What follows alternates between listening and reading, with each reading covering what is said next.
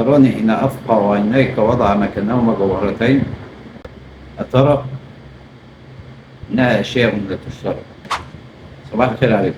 تصرف، تغلي، تعلي، تشتري نفوس، كل دوت مش قصاد الأهلي. ما زال النادي الأهلي يعطي الدروس المجانية، بمعنى إدارة النادي والجمهور والفريق. الإدارة اتكلمنا عنها قبل كده في فيديو، إن هي رجعت فلوس التذاكر لجماهير النادي الأهلي اللي غلتها بيراميدز. الجمهور اللي خلص التذاكر اللي غلتها بيراميدز قبل ما الإدارة ترجع لهم فلوسهم. فكان على الجمهور إن هو شكر الإدارة ووصل رسالة في المدرجات. نيجي للفريق. النادي الأهلي بيدي درس لأي فريق أنت هتلاعب النادي الأهلي. أي فريق أنت بتلاعب النادي الأهلي لو ما عملتش حساب للنادي الأهلي، لو ما احترمتش تاريخ النادي الأهلي، هتاخد على قفاك زي ما بيحصل في ماتشات بيراميدز. ماتشات بيراميدز بيبقى نازل حاطط في دماغه ان هو هيكسب، بيخلص الماتش يقول لك التحكيم اصل مش عارف مين اللي حصل. في الموسم ده الفريق علم على بيراميدز رايح جاي، ماتش للقاضيه وماتش للفدايه وسام ابو علي. انت بتلعب النادي الاهلي ما بتحترمش اصلا نفسك عشان تحترم المنافس اللي انت بتلعبه. اولا انا قلت قبل كده ماتش بيراميدز زيه زي اي ماتش الاهلي بيلعبه، زيه زي اي فريق في الدوري. الاعلام اللي عمل منه قمه، الاعلام اللي عايز يعمل منه ان ده ماتش قمه، انت بناء على ايه هو ماتش قمه؟ يعني انا بلاعب فريق لا هو واخد بطوله ولا ليه تاريخ ولا ليه اي حاجه، وكل الموضوع ان هو نفسه يكسب الاهلي، مش ياخد بطوله. هو كل الموضوع ان هو نفسه يكسب الاهلي، لما بيكسب الاهلي بيعمل فرح زي جماعه كده. فانا بقول انه ده ماتش زيه زي اي ماتش في الدوري، ما فرقش. هو بس الفرق اللي فيه ان هو معاه فلوس وبيصرف فلوس، قاعد بيصرف في فلوس وخلاص. وهو دوت الاستثمار وحلاوه الاستثمار. فانت عمرك ما هتكسب بطوله بالطريقه دي. يعني انت عمرك ما هتكسب بطوله وانت بتحفز لعيبتك في ماتش الاهلي بتضاعف المكافاه لو انتوا كسبتوا الاهلي. فهو بينزل ماتش قاتل يا مقتول زي ما بيقولوا. ليه؟ عشان الفلوس مش عشان البطوله.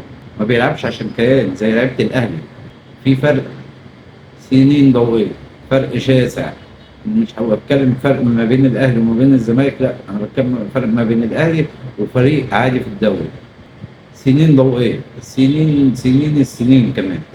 تعالى بقى اوريك عظمه تانيه واعظم تغفيله حصلت في التاريخ عملها جمهور من جماهير النادي الاهلي اللي ما لقوش تذاكر يخشوا الماتش.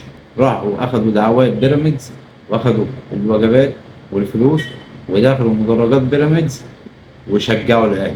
ودي كانت صدمه لمجلس اداره بيراميدز اللي لقى الجمهور بتاعه قاعد بيشجع الاهلي. شوف كده.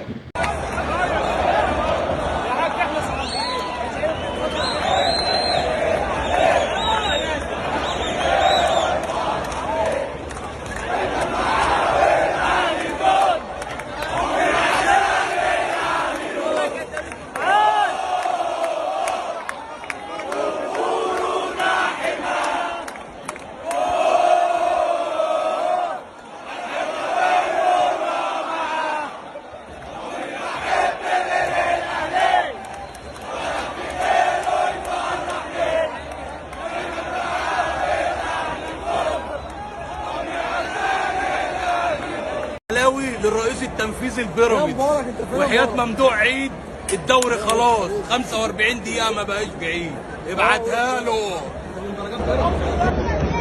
ازيك الاخبار؟ احكي لنا انت انا شايفك في مدرجات بيراميدز، جاي في مدرجات بيراميدز ازاي؟ ليش في الاهلي والله الدنيا كلها اتقفلت زي ما انت طب قرب هنا عشان الصوت واطي بس. الدنيا كلها اتقفلت زي ما انت شايف، احنا كتير قوي قوي قوي قوي. ده النادي الاهلي. يعني انت موجود هنا عند في اداره بيراميدز؟ لا انا موجود مع النادي الاهلي. ايوه انا بقول عند. موجود مع النادي الاهلي.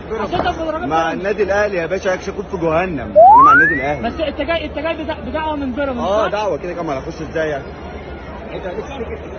لا ما لقيتش تيكت والله. لو لقيت تيكت والله، لو لقيت كنت جيت والله العظيم زي العاده يعني.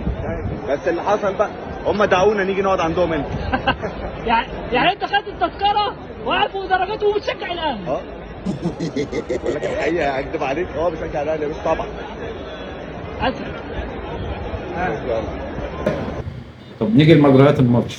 الشيبي مصمم ان هو ينتقم من حسين الشحات، مع ان حسين الشحات اعتذر للراجل وتصالحوا، وراح التاني ضحكوا عليه وقالوا له روح اعمل قضيه وصرحوه وحوار كده ملهوش اي 30 لازمه. جه في الماتش دخل عليه الدخله دي ده يخلي اي لاعب يبطل كوره لولا ستر ربنا. ده هو مش بس يسكت، ده هو اخذ الطرد وعايز يروح يتخانق مع حسين الشحات. شوف الفدائي وسام ابو علي عمل ايه عشان يحمي حسين الشحات. حقيقي صاحبك من بخت. طب في حاجه تانية محدش اخد باله منها، وده اللي انا بتكلم فيه، دوت سر نجاح النادي الاهلي، اللعيبه مع بعض. شوف وسام ابو علي يقول لعبد المنعم خلي بالك لا يغفله حسين الشحات. شوف كده.